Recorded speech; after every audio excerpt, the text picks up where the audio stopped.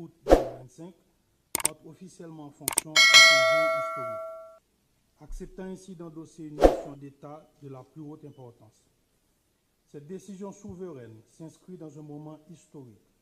L'Assemblée nationale française vient d'adopter la résolution 1267 reconnaissant l'injustice de la double dette imposée à notre pays et ouvrant la voie à une réparation.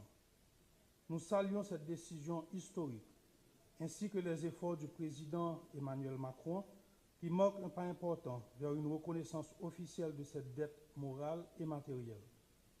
Mais cette avancée, aussi significative soit-elle, ne saurait rester symbolique.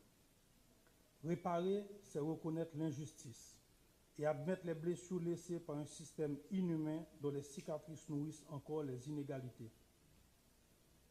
Chers membres du Comité national, en vous investissant solennellement dans cette haute mission, l'État haïtien vous confie une responsabilité historique sans précédent, celle de rappeler au monde que la justice réparatrice n'est pas un luxe, mais une nécessité.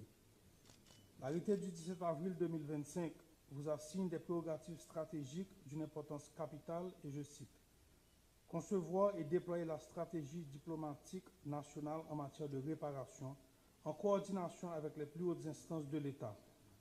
Constituer la documentation scientifique et juridique irréfutable de l'impact multidimensionnel de la dette coloniale sur notre trajectoire nationale.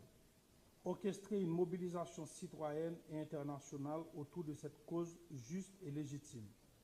Forger des alliances stratégiques durables avec nos partenaires régionaux et internationaux, particulièrement au sein de la CARICOM et des instances multilatérales compétentes.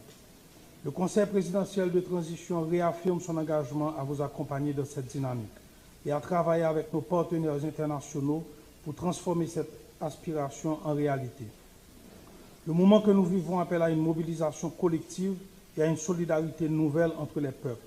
C'est dans la mise en commun de nos énergies et que nous pourrons bâtir un monde plus juste, plus équitable et profondément respectueux des droits humains. Chers membres du comité, je vous félicite et je vous exhorte à servir cette cause avec rigueur. Que votre action soit guidée par l'excellence, animée par la rigueur scientifique et inspirée par l'amour inconditionnel de la patrie. Car c'est en votre nom, au nom du peuple haïtien tout entier, que vous œuvrez pour que triomphe notre nation. Vive la République d'Haïti. Merci.